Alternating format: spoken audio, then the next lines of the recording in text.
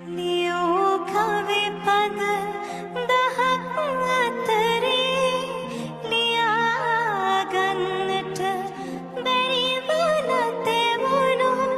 එකම එක දිග පුංචි කවියක් තවම ලියනවා මං තවම ලියනවා මං නුඹේ